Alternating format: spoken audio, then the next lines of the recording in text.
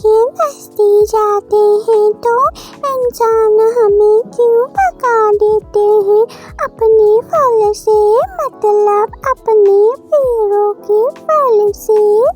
और वे लोगों को कैसे पता चल जाता है कि हम लोग उनके पैरों पर अमरूद या सेब या अंगूर खाने के लिए जाते हैं। वह लोग तो अपना काम करते हैं और हम लोग तो उनके पैरों पे सिर्फ थोड़ा सा अमरूद खाने जाते हैं, फिर भी वो इंसान हमें भगा देते हैं।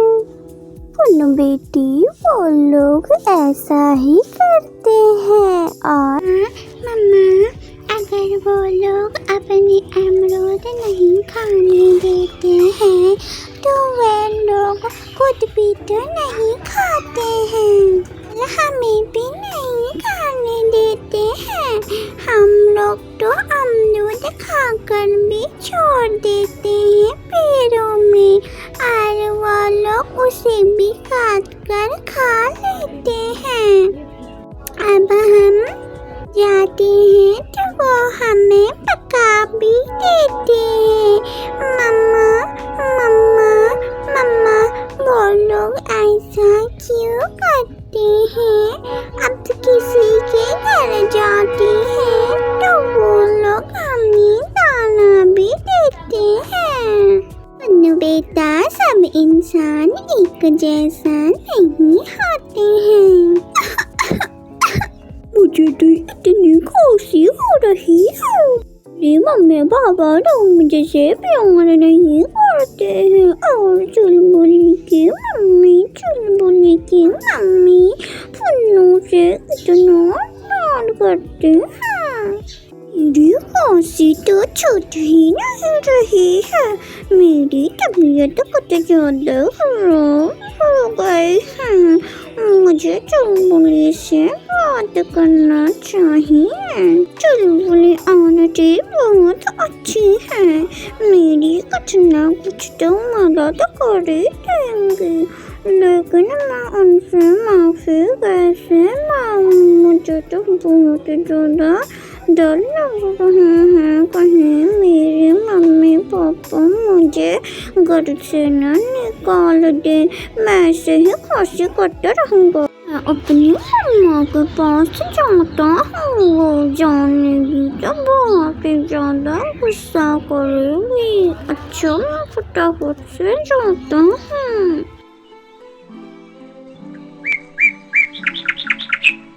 तो अब कहाँ चले गए थे मुझे छोड़कर बिना बताए? मम्मा तो जंगल गया था। मेरी बहुत ही ज़्यादा तबीयत खराब हो गई है। मेरी खांसी रुकता ही नहीं है और मैं सांस कैसे लूँगा? मम्मा, आप मुझे अच्छे डॉक्टर के पास लेकर चलो ना। मैं कुछ खा भी नहीं पाता और कुछ पानी भी नहीं पी पाता। आप मुझे डॉक्टर के पास ले चलें। अभी तो ठंड के मौसम है, इसलिए आपको खांसी और जुकाम हो रहा है, लेकिन आप बिल्कुल भी ना घबराएं। मैं आपको अच्छे डॉक्टर के पास लेकर जाऊंगी। आप बिल्कुल भी टेंशन ना लें। आपको तो पता ही है, अभी ठंडी ठंडी हवा बह रही है और डॉक्टर भी हॉस्पिटल में नहीं होंगे, इसलिए जब धूप होगा तो मैं आपको डॉक्टर के पास लेकर जाऊंगी। आप बस इस ठंडी ठंडी हवा में बाहर ना निकले और आप होमवर्क भी कर लिए हैं। अगर नहीं किए हैं तो जाकर होमवर्क करें।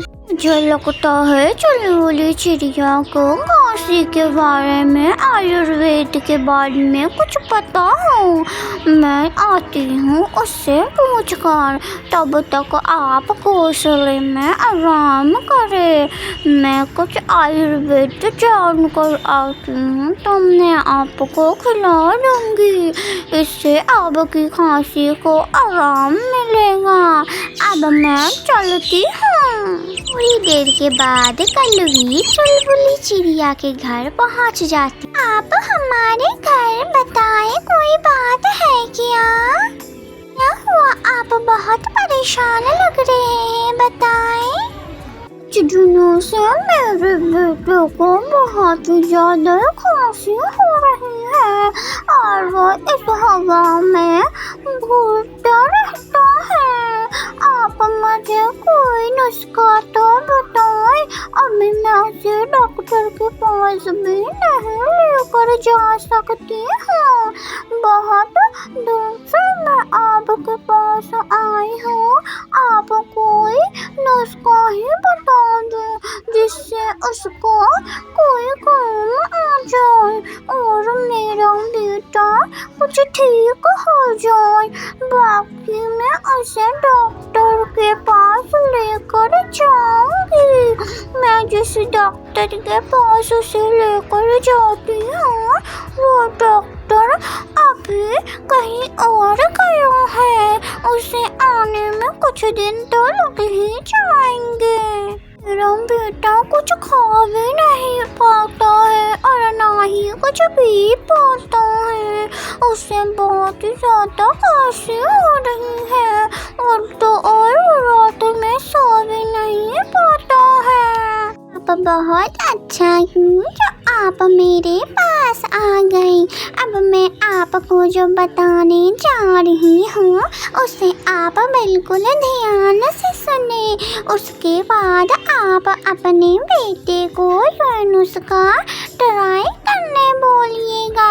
आप बना कर दे देंगे, वो पी लेगा, फिर उसकी खांसी चुटकियों में भाग जाएंगी। आपको थोड़ी सी अदरक की टुकड़ा लेना है और उसे थोड़ा सा पीस लेना है। फिर उसका रस निकाल कर आप अपने बेटे को दे देना।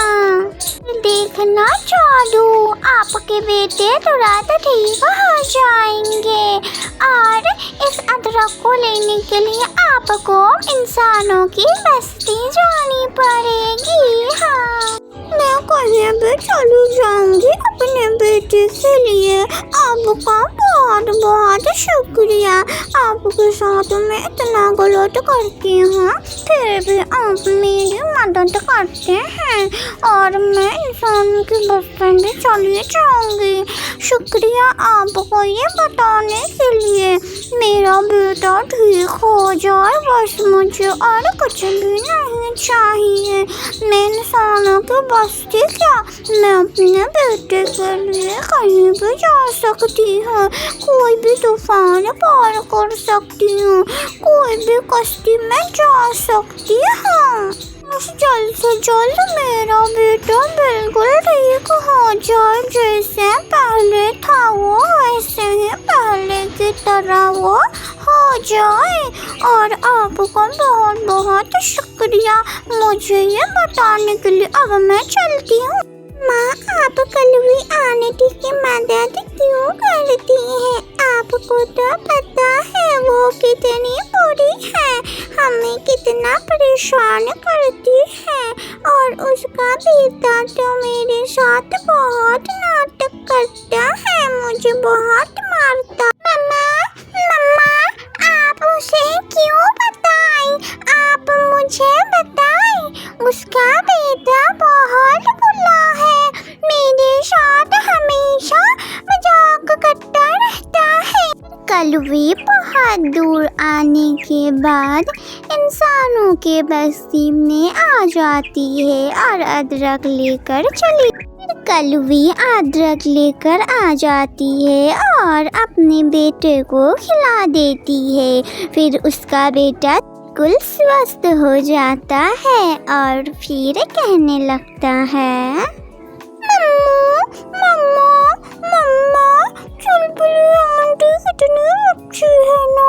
मैं उसके बेटी के साथ बहुत मजाक करता हूँ और उसे बहुत तंग करता हूँ, फिर भी चुलबुली आंटी कितनी अच्छी है, वो हमारी मदद करती है।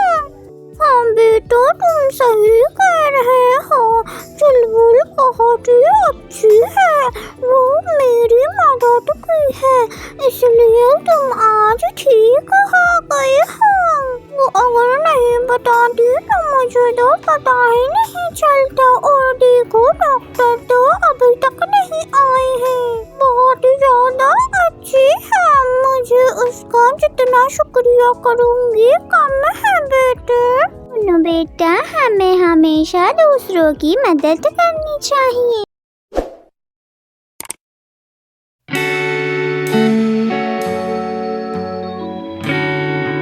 Welcome to. बहुत खूबसूरत से जंगल में एक पेड़ पर बहुत बड़ा सा एक खोकर बना हुआ था। बोले चिड़िया जब अपने फुन्नू बेटे के साथ थी तो उसका बेटा अपना घोंसला छोड़कर चुलबुली चिड़िया के घोंसले में आ जाता है, क्योंकि वह बहुत ही ज़्यादा डरा हुआ रहता है, क्योंकि जंगल में पेड़ों में कर रहते थे और फुन्नू सांप से डर गया था। फुन्नू बेटा, आपको क्या हुआ है? आप मेरे घोंसले में क्यों आए हैं? क्योंकि आपके घोंसले तो अच्छे हैं अभी, पर आप मेरे घोंसले में क्यों आए हैं और आप इतना डरे हुए क्यों हैं? कोई बात है फुन्नू बेटा, तो आप मुझे बता सकते हैं, मैं सुनूंगी। मम्मा मम्मा मम्मा, आप मुझे डांटेंगे नहीं ना? वो क्या है ना? बोले मम्मा मम्मा, वो जंगल में खोकर है ना, उसमें बहुत बड़ा सांप, इसलिए मम्मा मम्मा मैं डर गया हूँ, मुझे हर जगह वो सांप दिखाई देता है। मम्मा मुझे डर लग रहा है उस घोंसले में जाने से। मम्मा मम्मा, मुझे तो जंगल में मन नहीं कर रहा है जाने का। मम्मा मम्मा, आप ही बताइए मैं क्या करूँ, मुझे सांप से डर लगता। बेटा, इसलिए तो मैं आपको मना करती हूँ कि आप जंगल ना जाएं, लेकिन आप तो मेरी एक नहीं सुनते हैं और आप अब से जंगल जाना बंद कर दें, उसके बाद आपका डर बिल्कुल खत्म हो जाएगा और आप बिल्कुल भी ना घबराएं। अगर आपको मेरे घोंसले में आराम मिल रहा है और डर नहीं लग रहा है, तो आप मेरे घोंसले में ही रहें और आप मेरे साथ ही रहें, आपको कुछ भी नहीं होगा, बस आप डर गए हैं, कुछ दिन बाद आप बिल्कुल ठीक हो जाएंगे, अब आप सो जाएं। रात होते ही फुन्नू सपने में देखता है, फिर फुन्नू सपने में देख रहा है कि सांप उसके पास आता है। नहीं छोड़ूंगा फुन्नू, रुको। सुबह हो जाती है और फुन्नू उठ जाता है और वो कहता, दरअसल इतनी देर से जो बताया जा रहा था वह एक कहानी थी, जो कि चुलबुली चिड़िया कलवी को अपनी कहानी बता रही थी, जो कि चुलबुली चिड़िया के साथ हुई थी। फिर चुलबुली चिड़िया कौवे को कहने लगती है और फिर ठीक है कलवेदी, अब मैं चलती हूँ, मेरी बेटी अकेली है और बारिश भी आने वाली है, फिर मिलूंगी। आपकी कहानी सुनकर तो मुझे बहुत बुरा लगा, लेकिन मैं क्या करूँ, मुझे तो बहुत ज्यादा रोना आ रहा है। तो अपने बेटे को कहती हूँ जंगल ना जाया करो, और जाया करो तो खोकर पे ध्यान दिया करो, खोकर वाली पेड़ों पे ज्यादा ना जाया करो। उसे तो मैं दिन रात समझाती रहती हूँ, उतना तो कोई और माँ भी ना समझाए जितना मैं अपने बेटे को समझाती हूँ। लेकिन मेरा बेटा बहुत जिद्दी है, वो तो किसी का सुनता भी नहीं है। ठीक है, अब मैं चलती हूँ, बाय। हाँ मन्नू बेटा, आप मत जाना जंगल में। हाँ मम्मा, आप बिल्कुल भी ना घबराएं, मैं आपको छोड़कर जंगल नहीं जाऊंगी, कुकर के पास तो खास करके नहीं जाऊंगी। आप बेफिक्र रहे, मेरी मन्नू बेटी तो समझदार हो गई है, आप तो बिल्कुल समझदार हो गए हैं, आपको बिल्कुल भी जरूरत नहीं है। आप जो भी खाएंगे आप हमें कह दे, मैं आपको लाकर दे दूंगी। आपको तो पता ही है, कुकर में जो सांप रहता है वो बहुत जहरीले होते हैं, उन्हें माया नहीं आता है, वो लोग पक्षी को देखते हैं और फिर खा लेते हैं। तरह से चुलबुली चिड़िया अपनी पुन्नू बेटी को समझाती है और साथ में सब कोई अच्छे से रहने लगते हैं। हेलो दोस्तों, आप लोगों को हमारी कहानी कैसी लगी? अगर अच्छी लगी हो तो लाइक, कमेंट, शेयर और चैनल को सब्सक्राइब करना ना भूलें और पास में बेल आइकन को ऑल पे क्लिक कर दें हर दिन नई कहानी देखने के लिए। धन्यवाद।